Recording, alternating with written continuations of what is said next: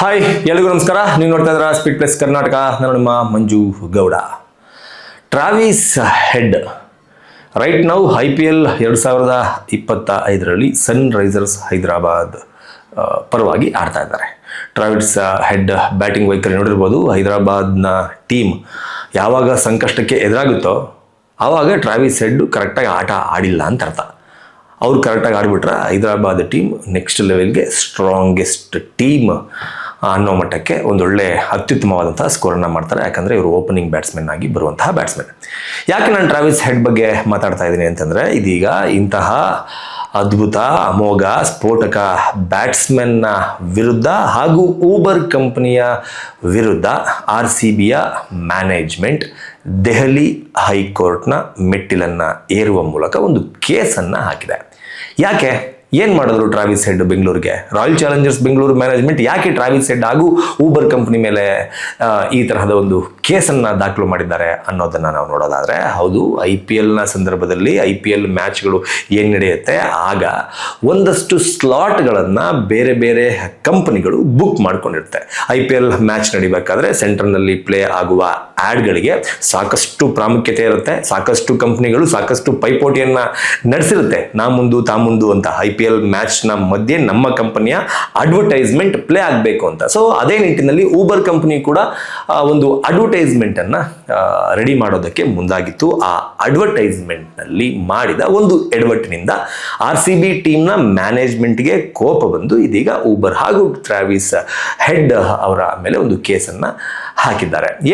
ಏನು ಮಾಡಿದ್ರು ಇವರು ಅನ್ನೋದನ್ನು ನೋಡೋದಾದರೆ, ಊಬರ್ ಕಂಪನಿಯ ಜಾಹೀರಾತನ್ನು ಪ್ರಕಟ ಮಾಡುವ ದೃಷ್ಟಿಯಿಂದ ಟ್ರಾವಿಸ್ ಹೆಡ್ ಹಾಗೂ ಅವರ ಜೊತೆ ಇನ್ನೊಬ್ಬರು ಬೆಂಗಳೂರಿನ ಚಿನ್ನಸ್ವಾಮಿ ಸ್ಟೇಡಿಯಂಗೆ ಬರ್ತಾರೆ.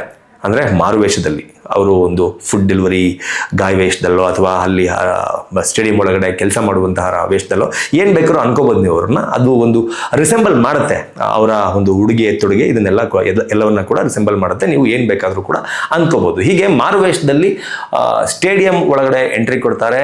ಎಂಟ್ರಿ ಕೊಟ್ಟು ಅಲ್ಲೊಂದು ಬೋರ್ಡ್ ಇರುತ್ತೆ, ಬೆಂಗಳೂರು ವರ್ಸಸ್ ಹೈದರಾಬಾದ್ ಅಂತ.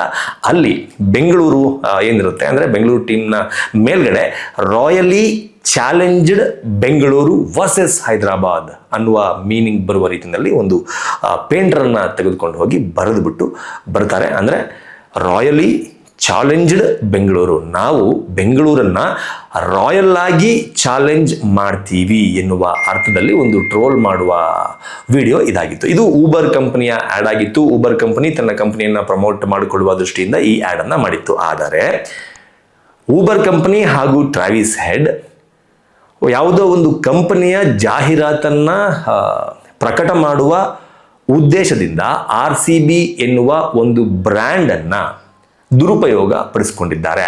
RCB ಬ್ರ್ಯಾಂಡ್ ನೇಮನ್ನು ದುರುಪಯೋಗ ಪಡಿಸ್ಕೊಂಡಿದ್ದಾರೆ. ಇದನ್ನು ನಾವು ಒಪ್ಪಿಕೊಳ್ಳೋದಕ್ಕೆ ಸಾಧ್ಯವೇ ಇಲ್ಲ. ಹಾಗಾಗಿ ಅವರ ವಿರುದ್ಧ ಒಂದು ಕೇಸನ್ನು ಹಾಕುವ ಸಲುವಾಗಿ RCB ಇದೀಗ ದೆಹಲಿಯ ಕೋರ್ಟಿನ ಮೆಟ್ಟಿಲನ್ನು ಏರಿದೆ. ಅಂದರೆ RCB ಟೀಮ್ ಮ್ಯಾನೇಜ್ಮೆಂಟ್ಗೆ ಕೋಪ ಬಂದಿರೋದು ಏನು ಅಂತಂದರೆ, ರಾಯಲಿ ಚಾಲೆಂಜ್ಡ್ ಬೆಂಗಳೂರು ಅಂತ ಬೆಂಗಳೂರು ಟೀಮನ್ನೇ ಟ್ರೋಲ್ ಮಾಡೋದಕ್ಕೆ ನಮ್ಮ RCB ತಂಡದ ಒಂದು ನೇಮನ್ನೇ ಯೂಸ್ ಮಾಡ್ಕೊಂಡಿರೋದು ಎಷ್ಟು ಸರಿ? ನಾವು SRH ತಂಡದ ನೇಮನ್ನು ಅಥವಾ ಬ್ರ್ಯಾಂಡ್ ನೇಮನ್ನು ಎಲ್ಲೂ ಕೂಡ ಯೂಸ್ ಮಾಡಿಕೊಂಡು ಈ ರೀತಿಯ ಯಾವುದೇ ರೀತಿಯ ಜಾಹೀರಾತುಗಳನ್ನು ನಾವು ಪ್ರಕಟ ಮಾಡಿಲ್ಲ. ಆದರೆ RCB ಹೆಸರನ್ನ ಹೇಳ್ಕೊಂಡು ಊಬರ್ ಎನ್ನುವ ಒಂದು ಸಂಸ್ಥೆ ತನ್ನ ಜಾಹೀರಾತನ್ನು ಮಾಡ್ಕೊಳ್ಳುತ್ತೆ. ಅದನ್ನು ಹೈದರಾಬಾದ್ ವರ್ಸಸ್ ಬೆಂಗಳೂರು ಮ್ಯಾಚ್ನ ತಲೆಯಲ್ಲಿ ಇಟ್ಕೊಂಡು ಮಾಡುತ್ತೆ ಅಂತಂದರೆ ಇದೊಂದು RCB ಟೀಮನ್ನು ಟ್ರೋಲ್ ಮಾಡ್ದಂಗಾಯ್ತು, RCB ಟೀಮನ್ನು ಎದುರು ಹಾಕೊಂಡಂಗಾಯ್ತು. ಎಲ್ಲದಕ್ಕಿಂತ ಹೆಚ್ಚಾಗಿ RCB ಫ್ಯಾನ್ಸನ್ನು ಎದುರು ಹಾಕಿಕೊಂಡಂಗಾಯ್ತು. ಈ IPL ಜಗತ್ತಲ್ಲಿ ಟ್ರೋಲ್ಗಳಿಗೆ ಟ್ರೋಲ್ ಮಾಡಿ ಯಾವುದೇ ಟೀಮ್ನ ಫ್ಯಾನ್ಸ್ ಇರಲಿ, ಅವರು ಮಾಡುವಂತಹ ಎಲ್ಲ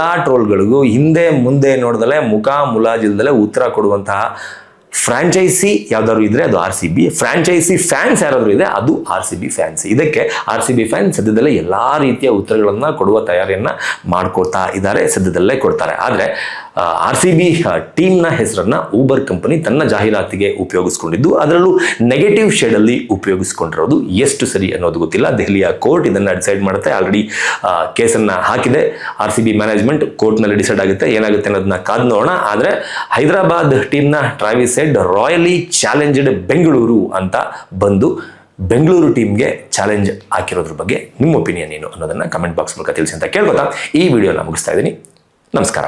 Beat Plus Karnataka.